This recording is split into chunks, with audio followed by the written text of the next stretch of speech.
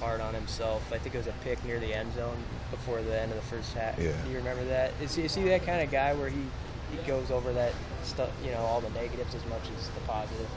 Yeah, because he has a lot of pride. With Stan, it starts with pride. He got that freaking guy drafted.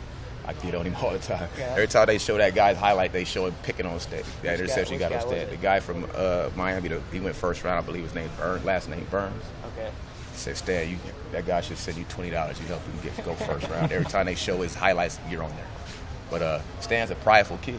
He's a prideful guy. It starts with pride with him, as you would like it to be with everybody. And so that's where that comes from. He's prideful. It means something to him. And so when he makes mistakes, he doesn't, he tries to correct them immediately.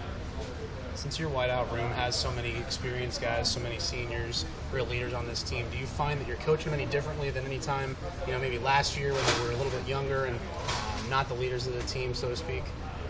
No, not really, because they still have to play good. And so it doesn't matter what year they are. They still need to play at their highest level, whatever I coached them like they coached Stan. Stan played last year with seniors we had on the team at that point. So, guys just have to play their best, whatever their best is at the point of their career they're at. And so, I don't coach them any different. To that point, how are the incoming freshmen doing so far? They're doing great.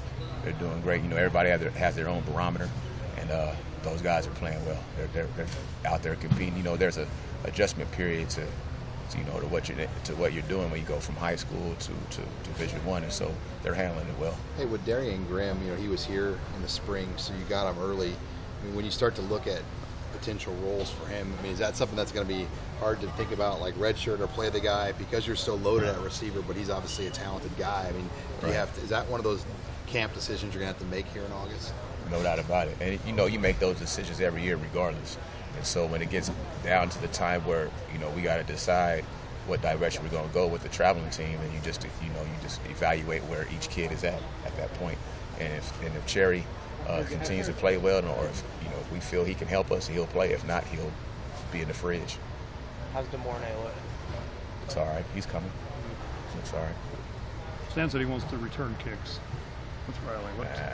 Not so fast. Oh, I don't know. It's up to Coach Bruce. He returned him last year. I don't know what his status is back there. I know he's in the punt return rotation, just in terms of a guy that could do that. And he did it both in the games last year, so I'm not sure where he is depth chart wise at the kickoff return. But if Coach Reed thinks he's the guy, then that's fine. You're good with that as a position coach. No, I'm just trying to win. Whoever can help us win, I'm good with them being out there. Thanks, Coach. How'd the hamstrings been in camp for your guys? That was kind of the four-letter word for you last year, dealing with those injuries. Yeah, it was okay. It's been good. Guys, we haven't had any today. I think my son tweaked his today, but other than that, we haven't had any issues.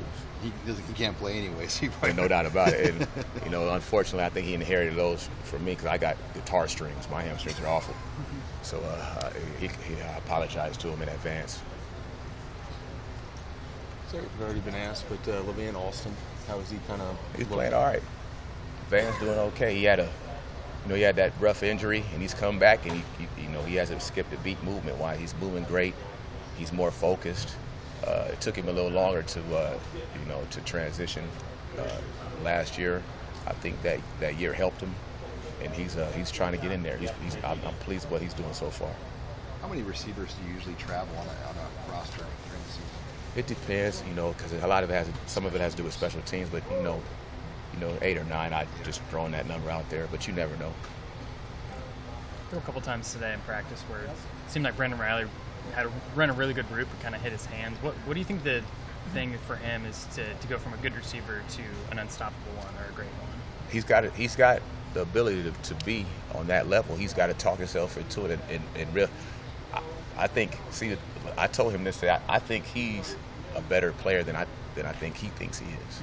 Because all of this has happened fast for him in terms of just, him turning into a player. It looks like that he might have a chance going into the season last year. He only had 6 career catches in his whole life.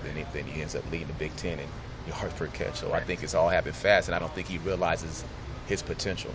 I realize it because I'm the coach and I've seen it, and I've coached guys that end up being pretty good players. and I don't think he understands that he could be on that level yet.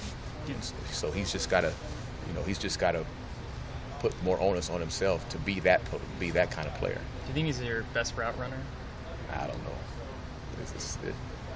No, they're all the same. You don't want to get 8, 9 guys mad at you. I don't care about that, but I mean, he's one of them. I mean, you know, Zoe's a good route runner. Westy, Stan, you know, it just depends. Some guys run certain routes better than others. Sure. They have a good feel because a lot of it, you know, their skill set, you know, based on their stride and things like that. But B's in there.